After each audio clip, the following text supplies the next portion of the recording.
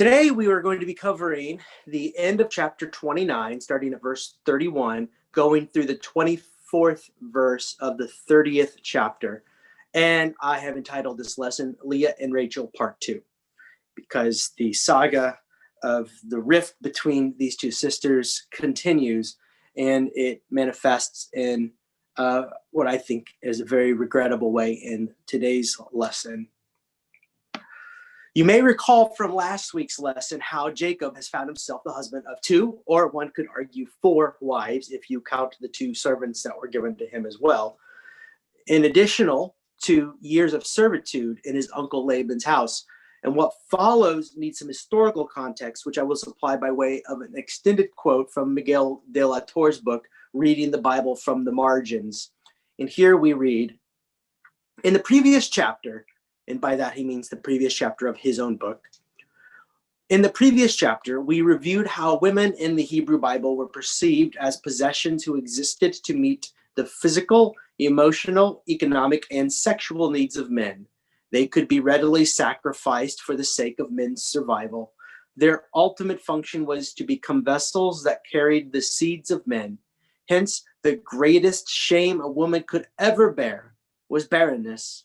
This is evident in the story of Hannah as recorded in 1 Samuel chapter 1.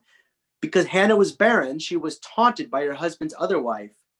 Bitter in her soul, she wept and refused to eat. She entered the temple to ask for the only thing that would make her humanity whole, a man-child. Women find their fulfillment in life by the process of birthing great holy men, not women. If not, the shame of barrenness becomes so great that it leads women like Rachel, Jacob's wife, to exclaim in Genesis, "Give me sons. If there are none, I shall die," which is a quote from today's reading that we'll get to here in a little bit. And nothing that is said in this quote should surprise you, especially lines like that women could be readily sacrificed for the sake of men's survival. We've seen that up to now 3 times when men have lied about their wives as being sisters for their own protection. And there are other examples that we could consider. But moving on to today's story, starting with verse 31 of the 29th chapter, which goes, when the Lord saw that Leah was unloved, he opened her womb, but Rachel was barren. Leah conceived and bore a son, and she named him Reuben, for she said, because the Lord has looked on my affliction, surely now my husband will love me.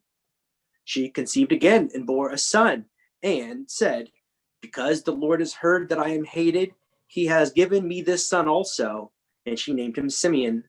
Again she conceived and bore a son, and said, now this time my husband will be joined to me, because I have borne him 3 sons. Therefore he was named Levi. She conceived again and bore a son, and said, this time I will praise the Lord. Therefore she named him Judah. Then she ceased bearing. Green writes in the Common English Bible Commentary, Jacob's first 4 sons, Reuben, Simeon, Levi, and Judah, are the sons of his primary wife, Leah. The Lord counteracts Jacob's lack of love for Leah by giving her sons. Bearing children gave women status in biblical society, which would explain Rachel's jealousy that we're about to see here in a little bit.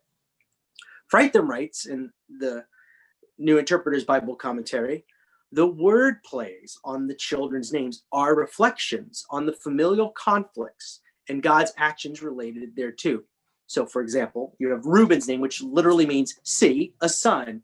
It's as if she is pointing her finger at her son for the whole community to see and say, look what I have done. Look what has been done by way of my womb. I have value. See, a son.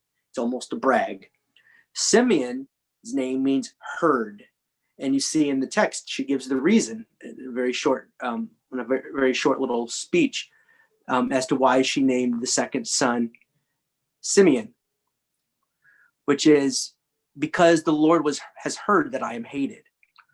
Then you have Levi, which means joined to, which speaks to her desire for her to be joined to her husband, to be cherished and to be valued by her husband as her sister is. And then Judah's name seems neutral of any kind of condemnation. They don't seem like fighting words, and I like this name. It just means celebrated or praised. It's as if that she's decided by the time the fourth son has come along that she's just going to praise God for this great and wonderful gift. But the other names surely can be seen or can be read as fighting words in a sense, or at least words that are trying to reclaim a certain kind of dignity in the face of the hand that she's been dealt.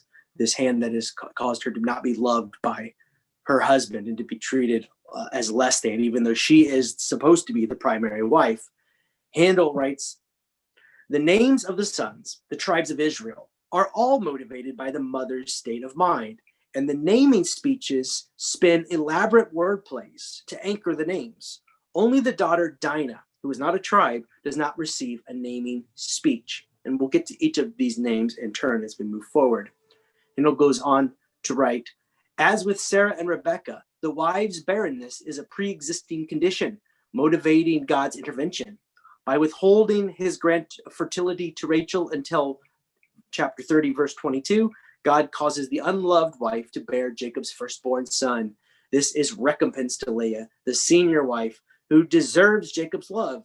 Leah's naming speeches highlight her grief at being unloved, with a moment of divine praise at the birth of her fourth son, Judah, ancestor to the Davidic kings. Moving on, verse 30. Chapter 30, verse 1. When Rachel saw that she bore Jacob no children, she envied her sister, and she said to Jacob, give me children, or I shall die. Jacob became very angry with Rachel and said, am I in the place of God, who has withheld from you the fruit of the womb? Then she said, here is my maid, Bilhah. Go into her, that she may bear upon my knees, that I too may have children through her. Fritham writes of this interchange in chapter 30, verses 1 through 2. Rachel blames Jacob for her childlessness. Her reference to death may reflect concerns about security and inheritance.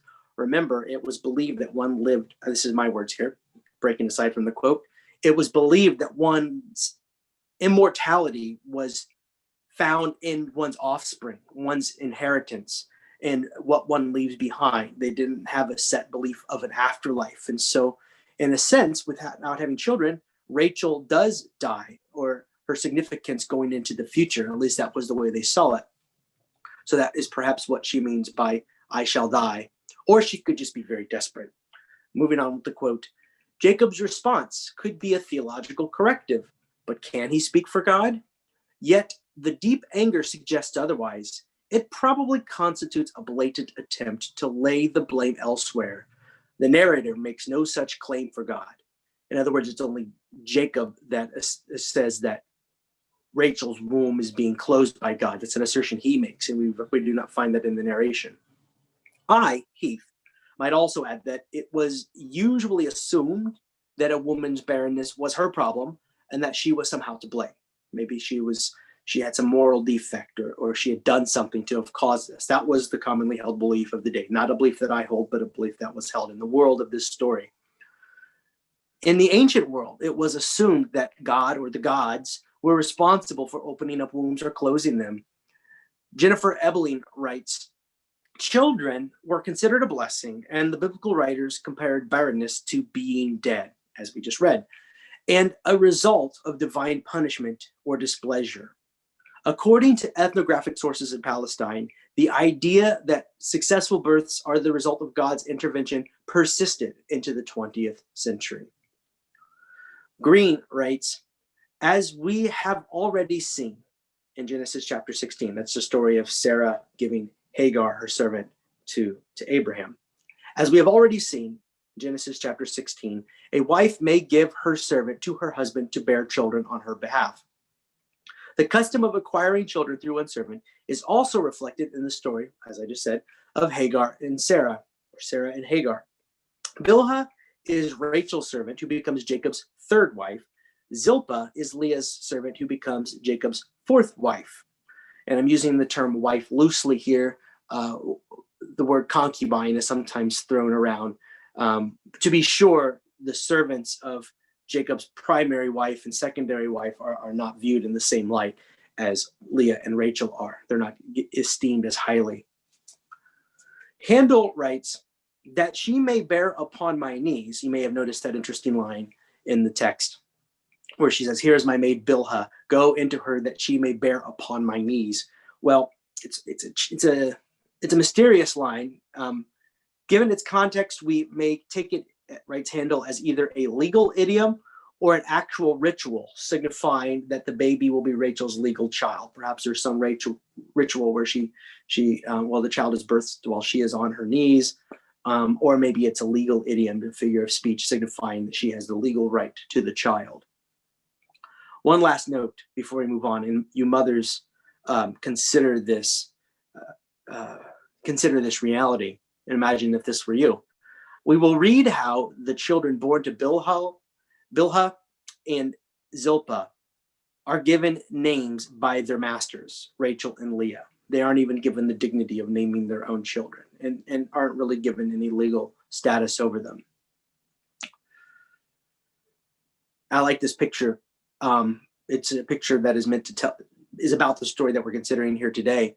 And you've got the two daughters, Rachel and Leah, up front, and then I'm meant to take the two in the background, less detailed, less known about them, as the two maidservants, Bilhah and Zilpah. And then in the middle, you can see very vaguely Jacob, as he is certainly a character in the story. After all, he's the one making all the children with the women, but he doesn't have as much airtime in this story. He seems to be more or less just working on or humming along in the background, as it were. So let's go on, verse 4. So she being Leah, gave him her maid Rachel, she being Rachel, gave him her maid Bilhah as a wife, and Jacob went into her. And Bilhah conceived and bore Jacob a son. Then Rachel said, God has judged me, and has also heard my voice and given me a son. Therefore she named him Dan. Rachel's maid Bilhah conceived again and bore Jacob a second son. Then Rachel said, with mighty wrestlings I have wrestled with my sister, and have prevailed. So she named him Naphtali. So again, we see that the children are named in accordance to the rift between the sisters, Leah and Rachel. Dan means in the Hebrew to judge, or a judge, which is to say, God has judged me, being Rachel, over and against my sister. And the answer is made manifest in this boy. In other words, the judge is judged on my side, on my behalf. Naphtali means wrestling, which is to say, I wrestled with Leah and I've won. Winning over her sister seems to motivate Rachel's desire to have children. Leah's motive seems to be gaining the love of her husband. Either way, the tension is rife, a tension that will be carried on by way of their children. Indeed, they are branded by the conflict by their very names. What a burden to place on your children. You can imagine if you and your spouse, or I imagine if I and Kelly were to have a child and we were in the middle of some great argument, some great tension, and we named the child in the name of that tension. It would be a cruel thing to do, for their name to be a reminder of the familial rift. But that is what's happened here, with a few exceptions. Moving on, verse 9. When Leah saw that she had ceased bearing children, she took her maid Zilpah and gave her to Jacob as a wife. Then Leah's maid Zilpah bore Jacob a son, and Leah said, good fortune. So she named him Gad. Leah's maid Zilpah bore Jacob a second son, and Leah named him Happy am I, for the women will call me happy. So she named him Asher. So the feud carries on. Leah, you can read this as her upping the ante, or you can read this as her vying for her husband's love again and again and again. Either way, she offers her own servant Jacob because she is no longer having children, for reasons we will find out here in a second why. It isn't because she is barren, but for some other reason. So she offers up her servant, and he says, why sure, and has two more sons, and Leah names them Gad, from the Hebrew word for fortunate, as is signified in the text, and Asher, for the Hebrew word for happy. These are nice names, and given the context, you could take them as combative, or maybe not. You don't need to. It seems a lot like the name Judah, the name of her fourth child, which just means exalted or to praise. These are nice names. These names don't really signify fighting words or allude to the rift between her and her sister. So a conjecture, and this is just a conjecture. Perhaps Leah at this point has begun to find her own joy in her children. We have no evidence that Leah is motivated by spite or malice, only a desire to be loved and accepted by Jacob. And this motive carries on throughout the story. Rachel is clearly driven by jealousy and also a lack of status as the second wife, not the primary wife like Leah is, her sister, and also not elevated by way of having children, which was the way of being given higher status in communities in those days. One last note. Leah's belief that she has finished bearing children will turn out to not be the case. The problem for Leah going forward will not be infertility, a problem she obviously does not have, we have seen up till now, but will instead be a lack of access to her husband's bed, as we will see shortly in verse 15. And here we go. Verse 14. In the days of wheat harvest, Reuben, her eldest, went out and found mandrakes in the field and brought them to his mother, Leah. Then Rachel said to Leah, "Please give me some of your son's mandrakes." But she said to her, "Is it a small matter that you have taken away my husband? Would you take away my son's mandrakes also?" Rachel said, "Then he may lie with you tonight for your son's mandrakes."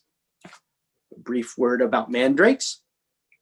Mandrakes were erotic herbs, often translated as mandrake, sometimes as erotic herbs, and they're members of the nightshade family.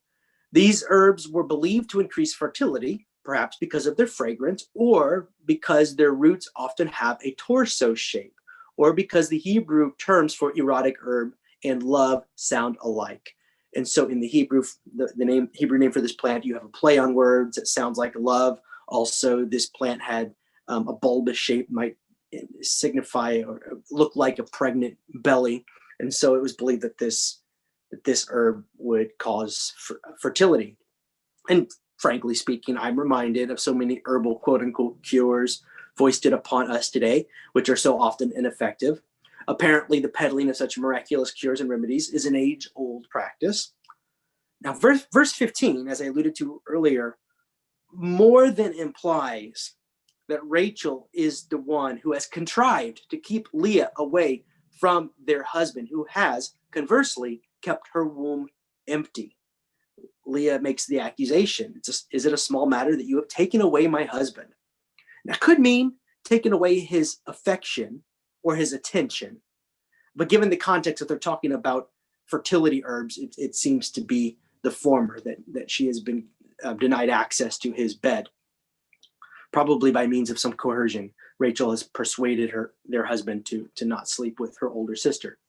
After all, she's already had 4 children. Also, God's divine agency in childbirth here cedes to human action/inaction. So up to this point, we've been reading about how God is opening and closing wombs. And here the players in the story seem to believe that there is something that they can do to increase the likelihood of fertility, to open wombs themselves or to close wombs by way of fertility herbs or by way of access to their husband's bed. Fritham writes, this exchange indicates that the women, for all their theological conversation, thought that non-divine factors might be effective in enhancing potency. So Leah strikes a bargain. The mandrakes for a night with Jacob, which turns out to be more than one night. We will find out here in a second. We are reminded of another bargain made concerning a bowl of soup in exchange for a birthright. This is all in keeping with the family dynamics, that a family that is not adverse to sometimes, when advantageous, striking a bad deal for the sake of bettering one's situation. And we'll find out next in the coming weeks how Jacob will continue to do this. And here we see Leah doing something like it and exchanging a night with her husband for fertility herbs that turns out don't really seem to matter in the end. The story goes on. When Jacob came from the field in the evening, Leah went out to meet him and said, "You must come to me, for I have hired you with my son's mandrakes." So he lay with her that night, and God heeded Leah, and she conceived and bore Jacob a fifth son. Leah said, "God has given me my hire because I gave my maid to my husband." So she named him Issachar. And Leah conceived again, and she bore Jacob a sixth son. Then Leah said, "God has endowed me with a good dowry. Now my husband will honor me because I have borne him six sons." So she named him Zebulun. Afterwards, she bore a daughter and named her Dinah. So the mandrakes seem to count for nothing. Leah has children without the mandrakes. The text gives us the cause to Leah's conceiving, that God heeded her. So God listened, took notice of the wife that is not noticed by the husband so often, in preference for the younger sister, Rachel. God seems determined to lift up the unloved wife again and again in this story, elevating her in the eyes of her community. Now, again, the names are significant. Issachar means basically there is payment or reward. And Leah names what she believes she is receiving this reward for. In this case, the reward is given because she gave her servant. Leah's sacrifice is the offering of another's womb. In her mind, this price paid has opened her own womb. The price that was really paid by Bilhah is, as she believes, has opened her own womb.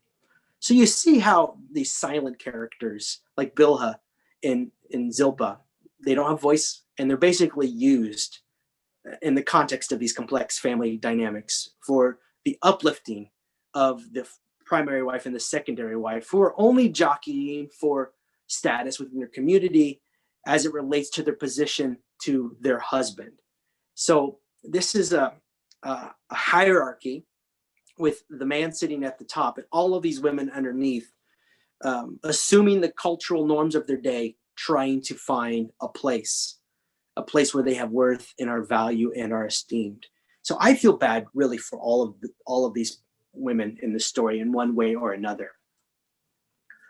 Zebulun means exalted. It's as if to say, now my husband will esteem and honor me. So more along the same themes.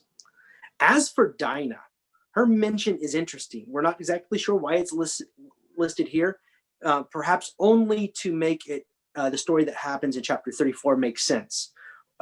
Dinah is Leah's seventh child, the last child, and figures prominently in chapter 34. The absence of a naming speech or a motive for her name is curious, perhaps indicating the lesser family status of daughters, which precludes her ancestry of a tribe. Off to the right here, we see a picture that is meant to depict the story told in chapter 34, which we will get to in a matter of weeks. It doesn't look like a very nice story, does it? Now, the concluding verses for today's part of the story, starting with verse 22. Then God remembered Rachel, and God heeded her and opened her womb. She conceived and bore a son and said, "God has taken away my reproach." And she named him Joseph, saying, "May the Lord add to me another son." Handel writes, God remembered Rachel, as he had remembered Noah and Abraham previously. God's act of remembering generally entails salvific actions. So God heeded her and opened her womb, as he had previously done twice for Leah. Rachel's firstborn son, Joseph, is now Jacob's youngest son, but he will become Jacob's favorite. Again, more of the favoritism that leads to all these problems. And we'll see how that plays out going forward. Joseph receives two naming speeches, one from the Elohist source in verse 23 and one from the Yahweh source in verse 24, expressing Rachel's thanks and relief and her prayer for another son, which will be fulfilled, but tragically, since she will die in childbirth. Now, I haven't talked very much about this, or really at all about this in this lesson, but like so many of the other biblical passages we've considered, we have interwoven in this narrative two different sources, at least, the Yahwist and the Elohist source. And I didn't feel it really important to point that out, but here it's a little more obvious, as there are two reasons given for why she has named him Joseph, and they both come from different sources. But for now, let's just say that's neither here nor there. Joseph comes from the Hebrew root word meaning to add or to increase or to do again. More literally, it means God has added or increased. As a matter of fact, my own daughter, Josephine, is basically, well, not basically, is the feminine version of this name. And that's why we chose that name, because we felt like God had increased our blessing. This name does not signal any animosity towards her sister. Rather, it voices gratitude and a hope for future blessing. Now, this picture that I chose here is silly, but I chose it for a reason. Look at the expressions on the two faces of the two wives, of Rachel and Leah. You can clearly see that Jacob is goo goo gaga over Rachel here. That's never debated. But look at the faces of Rachel and Leah in this cartoon in the context of what we just read, and what we read motivated even the naming of their children out of spite. Even Rachel naming one of her children after the Hebrew word to wrestle, meaning I'm fighting with my sister and I'm trying to win. Leah, her motive is only mentioned as desiring the affections and love of her husband. Yet she is portrayed as a sort of huffy, angry, bitter woman, which I can only say is projected into this story. Because Jacob loves Rachel so much, and because of what happens later in the Joseph story, where Rachel's name is brought up again and again and again, as Jacob, in pining for his dead wife, continues to prefer the sons born of his favorite wife, Joseph, and then his younger brother, which is to come. This picture is a back reading, and it's dishonest. Truthfully told, it's not an accurate picture.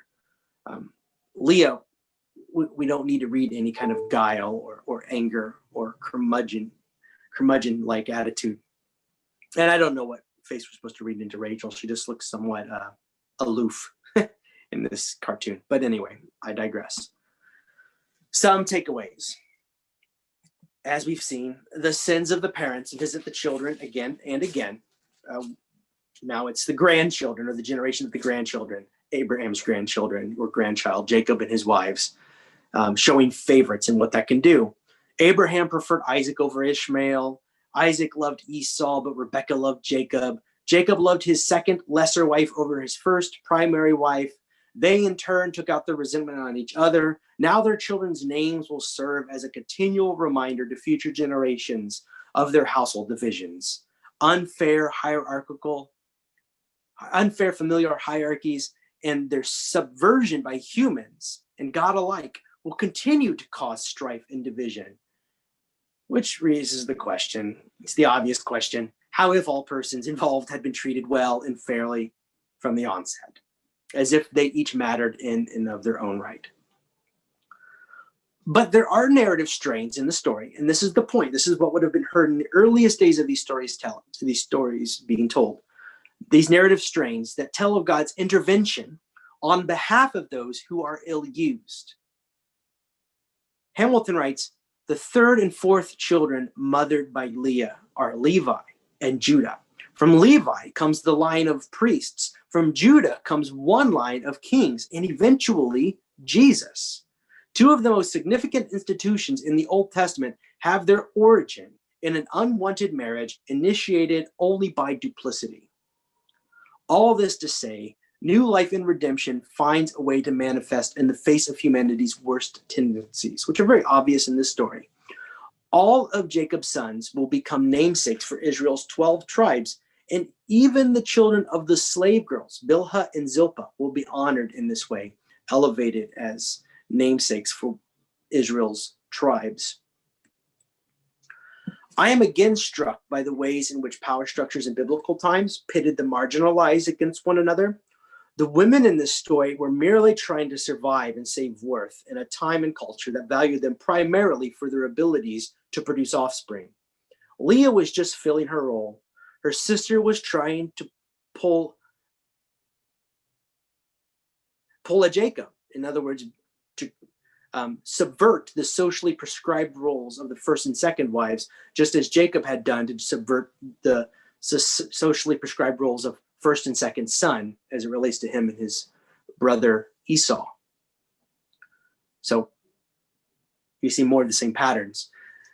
Then you have the two slave girls, Bilhah and Zilpah, who weren't even attributed as mothers of their own children. Indeed, they were not even given the dignity of naming their own children, for they were not viewed as the true mothers, but as surrogate mothers for the quote-unquote real wives. And lastly, this story assumes a troubling theological assumption, and it is this. The theological assumption that this biblical worldview in this story assumes that God rewards deserving women with babies and then curses the undeserving women with barrenness. This was a dominant belief in the biblical times and is mirrored by the assumptions made about why certain persons fell ill while others didn't. Consider Job's conversation with his friends, where this assertion is made more than once. His friend Eliphaz, after Job has lost all of his children have died in a windstorm, and he's covered in boils, and his wife has told him to curse God and die. And his friend, the theologian, says, "Consider now who, being innocent, has ever perished." In other words, only innocent people suffer in the way that you are, Job. Goes on to say, "Where were the upright ever destroyed? As I have observed, those who plow evil and those who sow trouble reap it." Job 4, 7 through 8. Then his friend Bildad tried to pin the blame on the sins of Job's now dead children, saying, "Does God pervert justice? Does the Almighty pervert what is right? When your children sinned against him, he gave them over to the penalty of their sin." The assumption seems to be that blessings fall on those who deserve them, and those who don't receive their just rewards. And those who don't deserve them receive their just rewards. Or in today's story, God closes the wombs of undeserving women. As it relates to childbearing, this theological claim is challenged by numerous examples of unfit or abusive parents who conceive with relative ease, while many would-be parents struggle to conceive. And I'm sure you know of numerous examples yourselves. But Job objected to his friend's theological musings and insisted that he had lived a righteous life, a fact the reader knows already by way of the opening lines of the book, which read, "In the land of Uz there lived a man whose name was Job. This man was blameless and upright. He feared God and shunned evil."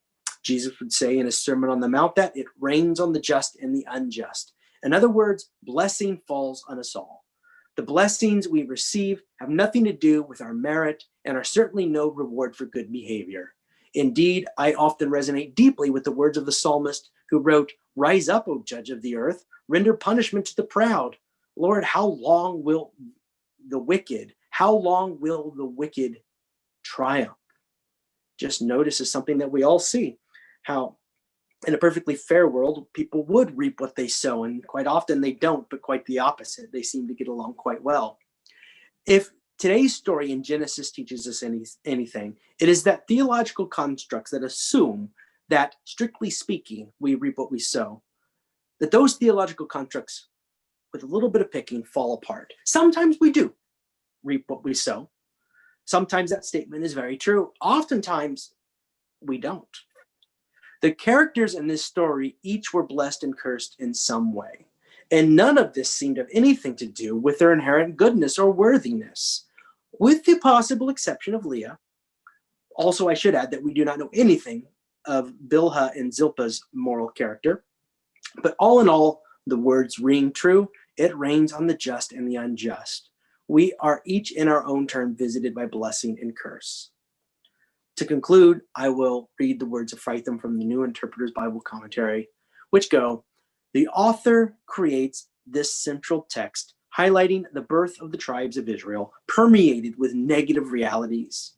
How easy it would have been to paint a rosy, idyllic picture of Israel's origins, a Garden of Eden sort of beginning. But the narrator, with a realistic understanding of the human condition, knew that this would not be realistic. The more deeply the probe into Israel's own past, the more the present looks like more of the same. Yet precisely because of this continuity, at the level of both human and divine action, readers can see themselves as if in a mirror, gaining new levels of self-understanding and being assured of God's continuing involvement in their troubled lives. Here are the sources that I consulted for today's lesson. And we're back. Oh, hi, BK.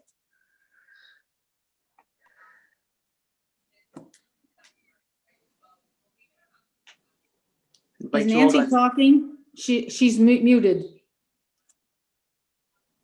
Yes, if you have something you'd like to say, I invite you to unmute yourself now. Maybe she's talking to somebody else in the room. Well, I thought this was interesting because I have never, ever, as many times as I've heard this story, thought that Rachel was not the number one wife. Right. I never thought of her as being number two. She was, from the husband's status, the husband's eyes, she was loved more. She was, I don't know that she was taken care of more, but she definitely was loved more by him. And it's stated over and over that. And that love that he had for Rachel over Leah will continue in the treatment, as you know, in the Joseph story. And those brothers will reconcile. And what I want to argue about all these stories is that the problem is in the unfair power structure from the onset. From my vantage point, a modern vantage point, there's no good reason to prevent Jacob from marrying and then loving the wife that he wants, which would have been been Rachel. And then Leah, because we don't know if we can take Laban's word at face value or not, but Laban makes the claim that in his culture, it's not right to marry off the second daughter before the first. And so Jacob is tricked into marrying this wife that he does not want. And because of the systems at play, the hierarchical systems at play that marry off women in this way, along with their servants who don't get very much attention in this story. Their names are mentioned, but they're basically used as pawns and with no criticism of that system. We aren't meant to read into the story that Leah or Rachel are doing anything that is wrong in their time by giving their slaves to their husband for children that they will claim as their own. But you see the problem that it creates, the inequities, and the inequities between the children of the slaves and then the children of the women proper aren't really, they don't really play out in an obvious way in the stories that follow. But I think we can infer it from stories like Isaac and Ishmael, where first Sarah seems happy to have a son by way of her servant until she has a son by way of her own womb. Then she doesn't want him anymore. Yeah. And here we see Rachel having children first by way of her servant, and then children of her own womb that later, after she dies, Jacob continues to value. I mean, it's not to the sons of Zilpah that he gives the coat of many colors, who are theoretically Rachel's children, but to Rachel's eldest son, Joseph, which leads to the enmity and the jealousy that causes him to get thrown into a pit by the eldest, whose name is meant to remind everyone of this familial strife. The eldest, Leah's eldest son, who should be the receiver of fine things from the father. Think Esau and the birthright and the anger that he had. This is now Reuben, and we find it continue, and your observation, Sue. That's how I intuitively read the story up until 2 or 3 years ago, probably. I don't remember when it first occurred to me that in the that claiming that Rachel was the preferred wife, or that Jacob choosing to want to see Rachel as the wife he wanted, was subverting societal norms. And like I said, I feel bad for all of the women in the story in one way or another. Leah for not being loved, Rachel for the way she felt like she had to climb for social status, and then the silent voices of these two women who are basically baby makers on behalf of their masters. And a piece of the story that we don't have is it does say that Leah had some sort of affliction. So had they tried to marry her off and unsuccessfully prior to that? Well, the affliction, are you talking about her weak eyes? Her weak eyes, so you know. We don't know what that means actually in the Hebrew. It could mean lovely or gentle. Think like somebody saying that their eyes are as lovely as a lamb's, like something that means soft and pleasant. Or it could mean that she's hard. She's got bad eyes that can't see well. Or it could mean, if you're trying to be nice to someone and you want to say something nice about them, you pick their best attribute, and perhaps that was her best attribute, was her eyes, and the rest of her was not so lovely. Could be. We don't know. No clear reason is given why Jacob didn't like Leah. It says today's text says that when the Lord God saw that Leah was unloved. I didn't get into it today for sake of time, but that word unloved is the same Hebrew word we discussed a few weeks ago, sine, which is used in Malachi for Esau I hated, which if you remember, but it's politely translated as unloved here. It's the same word though. And you remember that it isn't meant to carry this emotive hatred like we think of hatred today, the opposite of romantic love as hatred. It's more of a revulsion, like my kids say they hate carrots, although they like carrots, but just say they hate something, but they want it far from them. They just don't want anything to do with it. It's almost an indifferent casting away. It's to say that it's of so little account that it doesn't need consideration, and no, I don't want that. And that's the way that Leah is treated, as unloved. I looked into that, and one of the things that I found in reading was that because God knows all the personalities of individuals before they're created, he knew what the personality of Esau.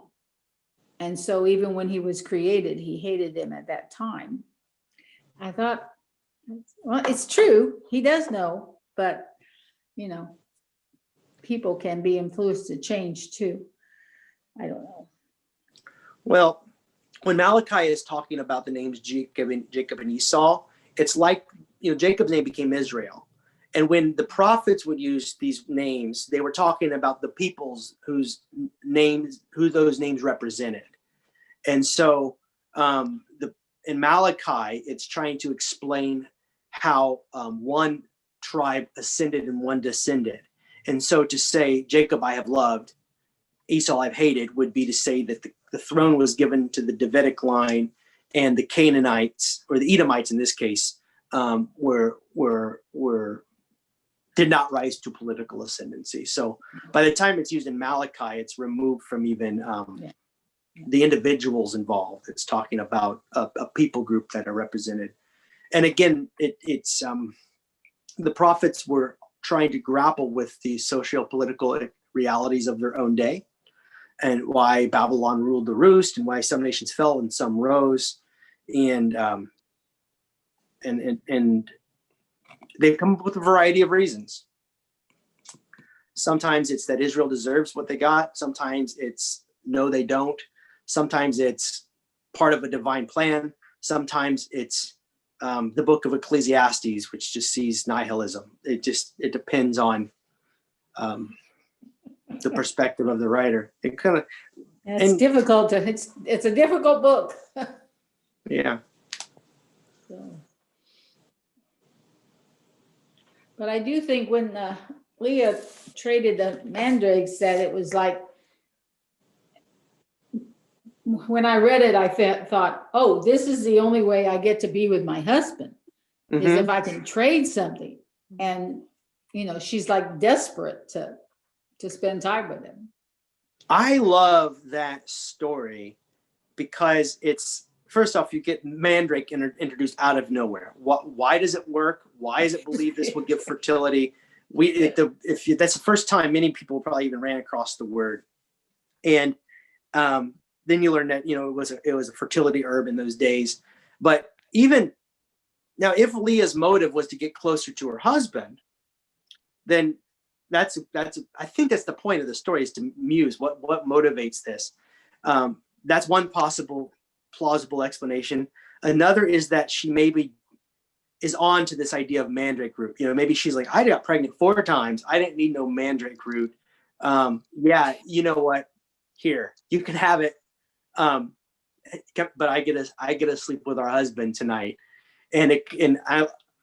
The version I like, not saying it's a more plausible, because I don't think, you know, as with what motivates these characters or what we're meant to see as motive, I think part of the fun of the story is just speculating. We're not exactly sure, but I like the idea of her sort of taking a page from Jacob's book, like a switcheroo, to gain access to Jacob, the very one who would often do those similar sorts of things. That's why I mentioned maybe you can recall the switch with a birthright for a bowl of stew kind of thing. But that's just a speculation. With the mandrake, I thought it was interesting that it doesn't really say anything about it until Reuben is out doing the harvest of the wheat, and he sees this mandrake and brings it to his mother. So it must have been common knowledge that this is a fertility plant. But I mean, it wasn't as if Leah said, hey, if you see some, bring it home. Yeah, and there's no like asterisk by it saying, side note, a mandrake is a fertility. The reader is assumed to know that. In the world of the biblical text, that is just probably one of the maybe like, just like ginseng tea is a cure-all for several things, and everyone in the hills knows it. You know, it's kind of a thing like that, maybe. These stories are a lot of fun, and you can get draw important truths.